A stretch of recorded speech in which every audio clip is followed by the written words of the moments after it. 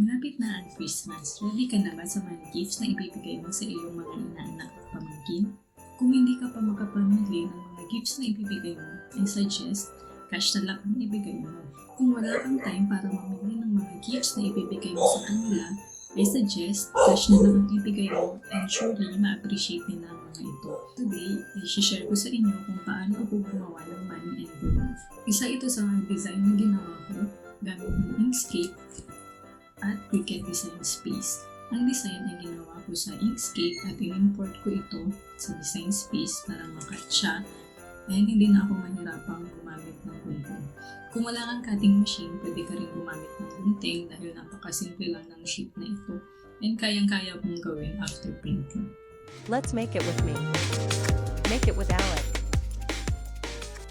Madali lang itong gawin. Gagamit ka lang ng mga pinaka-basic shapes and free software na Inkscape. Ito ay vector design software. Ilalagay ko sa description box ang link kung saan mo pwedeng i-download yung installer. Let's start. Check natin yung settings natin or document properties dito sa file. Document properties. And gayahin nyo na lang yung document size ko na A4 and naka-inches para pagkagayahin nyo itong project na to. Design lang tayo ng magiging result. And sa display units, naka-inches din.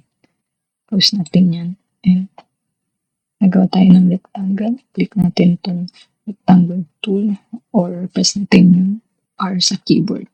And click lang natin dito sa page and drag down lang natin. Papalitan natin yung dimensions niya ng 3 inches yung width and 6.5 inches yung height.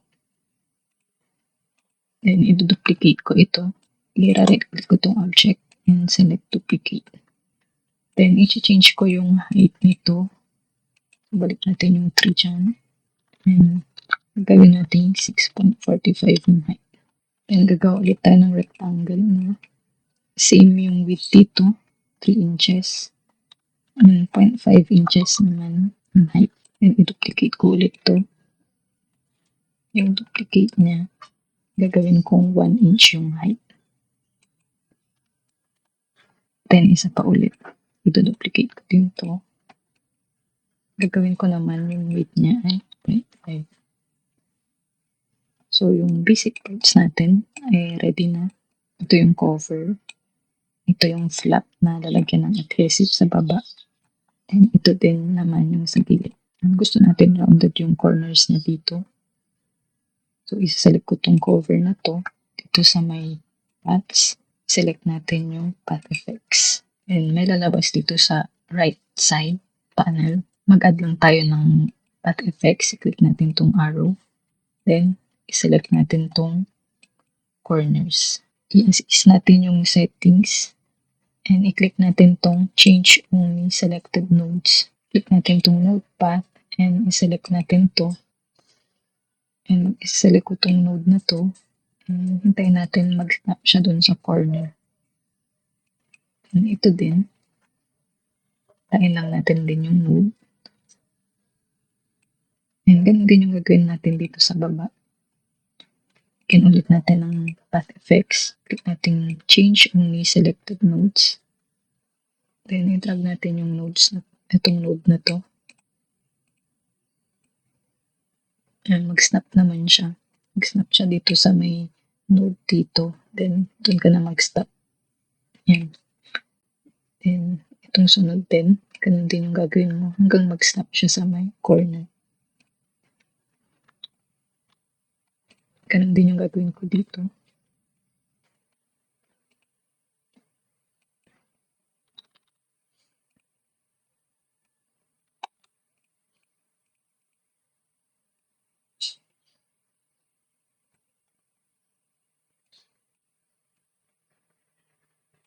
Okay. So, naroon na natin lahat ng corner. I-assemble lang natin sila lahat.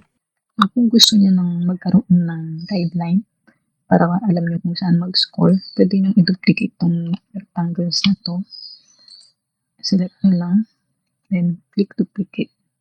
And palitan natin ng kulay yung border niya and yung fill. Punta tayo dito sa fill and stroke. Sa stroke paint, pwede kang pumili ng light na kulay lang. Drag mo lang ito. Okay. Pwede mo i-change yung transparent na into 50 lang. And select tayo ng light gray. Okay. Then sa fill, select natin yung no paint. So kung babalik tayo sa layers, i-hide natin itong dalawa. Yan, makikita nyo, may light gray ng outline. So, i-rename ko lang ito na score line. Double click ko lang yung object. And then, balik ko yung visibility ng layers na to. Ito naman yung i-hide ko. So, itong flap na to, didikit ko lang siya dito. So, mag-stop naman na siya para saktong location yung pupuntahan niya. Pero kung hindi siya automatically, pwede nyo click to. Dapat naka-turn on siya. Nakakulay blue pag naka-turn on. And gray lang siya pag naka-turn off. So, balik natin sa turn on. Next is, select natin lahat ng objects except yung square line.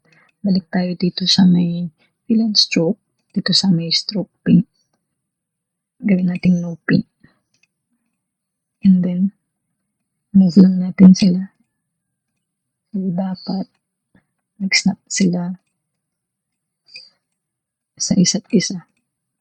And then, pwede na natin silang i-combine lahat. Isi-select ko silang lahat except yung score line, itong dalawa. Hindi sila na-select dahil naka-hide. So, since selected na lahat, punta tayo sa path, then click union. Makikita nyo nito sa layers panel, naging isang object na lahat yung ginawa nating shapes kanina. Then, ibalik natin yung score line. So, yan. Makikita nyo, very subtle lang yung line. Then, once okay na yung frame mo for the man envelope, pwede ka nang maglagay ng designs dyan. Pwede mong gawing red. And yung score line, pwede mo siyang palitan ng kahit light pink lang. Okay. Kita naman siya. From here, pwede ka nang maglagay ng design elements para mag-import ng mga images. Punta ka sa file, then click import. And mag-navigate ka lang sa folder kung saan nakasave yung mga images mo. Click ko lang yan and pili tayo ng magandang image pwedeng gamitin. Isi-select ko to. Then, dapat naka-embed siya. And i-adapt natin yung resolution ng image. Then, click OK. Then, pwede na natin palitan ng kulay ito. Pwede gawin natin pink or white. And resize lang natin para gigit na siya dun sa front ng envelope.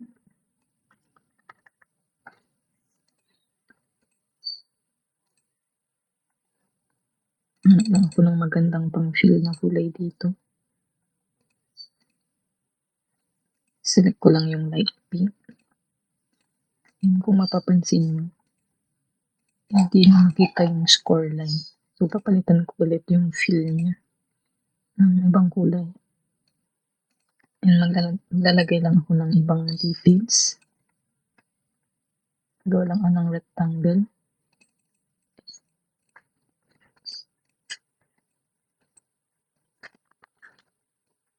And maglalagay din ako ng text. Click ko itong text na to. And gagawin ko siyang black.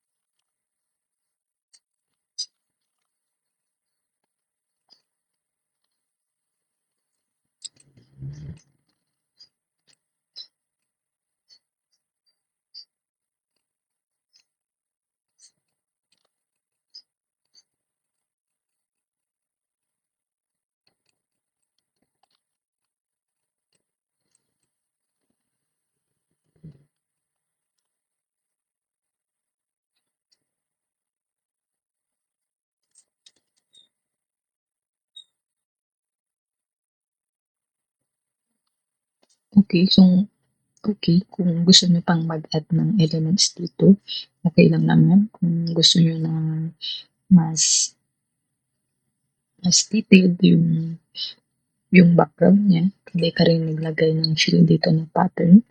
Ise-select ko lang 'tong object na 'to, click fill, and then select yung pattern.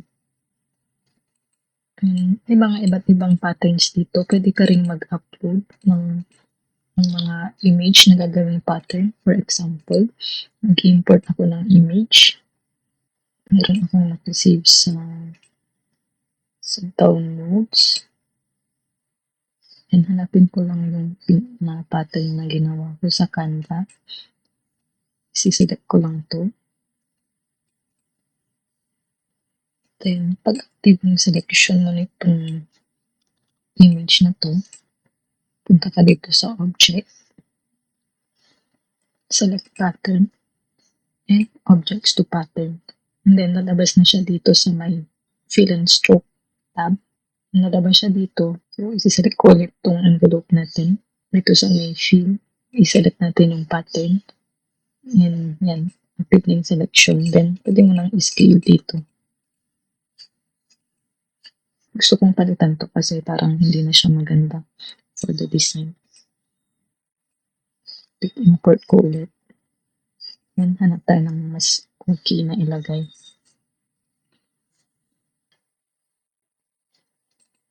Siselect ko na lang itong Santa. Then, scale down ko siya. Dapat naka-press yung control sa keyboard. Otherwise, hindi maganda yung pag-scale niya. Hindi siya naka-proportion. So, resize ko siya. Nakakasya dito sa may harap ng envelope.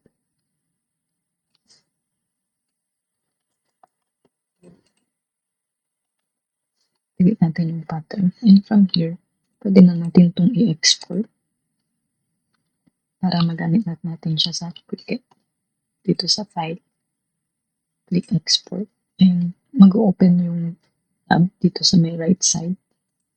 Isi-select natin itong page and gawin natin yung 300 dpi yung resolution. And yung background natin ay dapat 0 ito para maging transparent.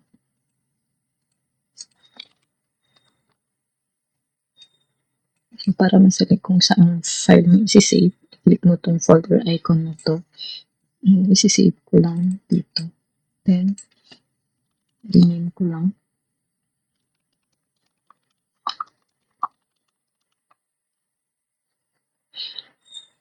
Okay, so titignan natin siya kung na-save siya. Yan, so transparent naman yung background niya. Pwede na tayong pumunta sa design space. Dito sa design space, i-click ko lang yung blank canvas para makapag-start. Then, i-upload na natin yung ginawa nating envelope sa Inkscape. Click upload, browse, and hanapin ko lang yung file. Siya. Then, click continue. Select natin yung cut graphic kasi gagamit tayo ng print and cut feature. Then, okay na yan. Click upload.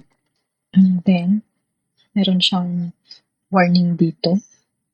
Dahil nag-import tayo ng masyadong malaking size, which is 13.54 yung width and 16.65. I-check natin sa Inkscape kung ano yung totoong size ng one envelope. Select ko itong lahat.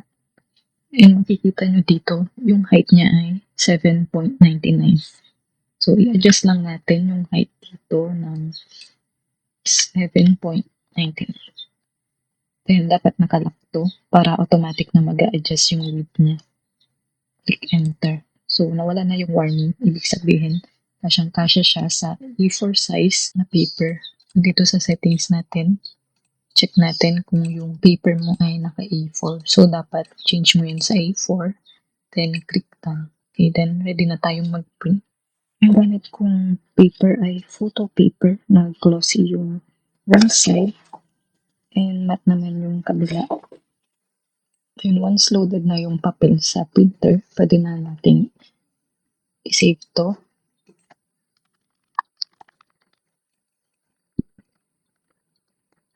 Then click make.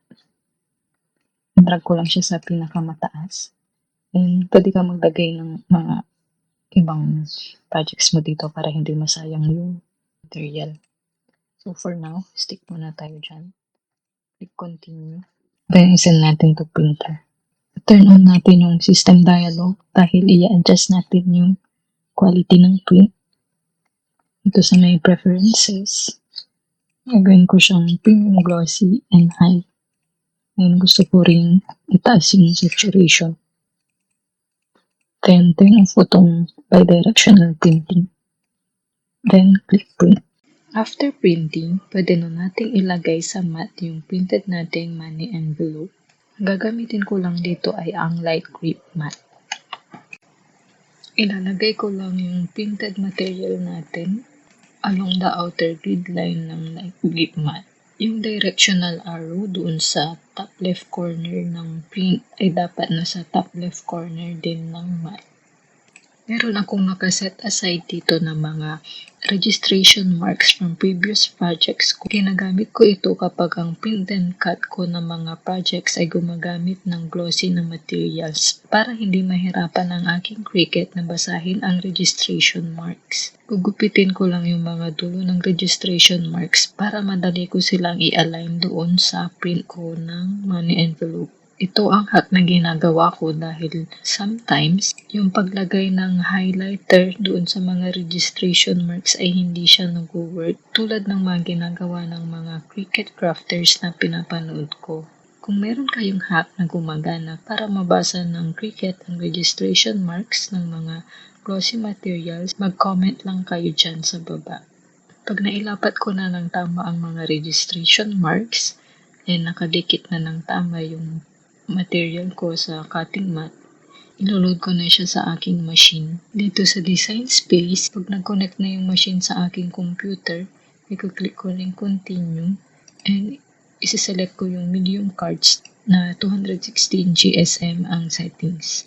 Pag nag-blink na yung cut button sa my machine, mag-start ng mag-read ng registration marks from top left to top right, then isusunod na yung dalawa naman sa baba hanggang ma-read na yung registration marks sa bottom right corner ng print.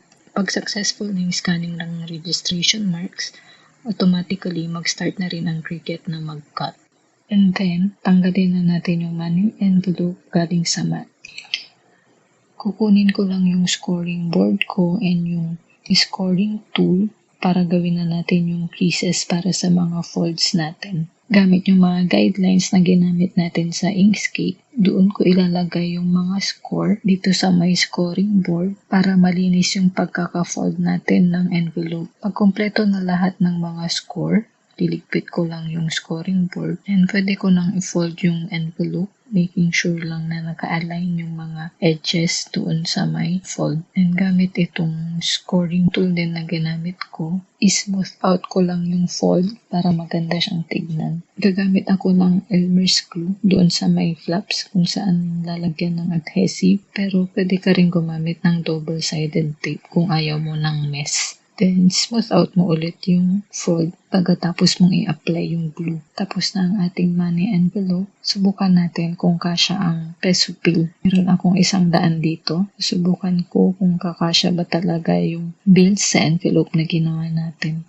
Ayan, saktong-sakto ang sukat niya. Pwede nyo na itong gayahin at para makapaganda na rin kayo ng mga aginaldong ipamimigay nyo sa inyong mga inaanak at pamangkin. I know life can be busy, kaya gumawa ako ng digital files na pwede mong i-purchase sa aking online store.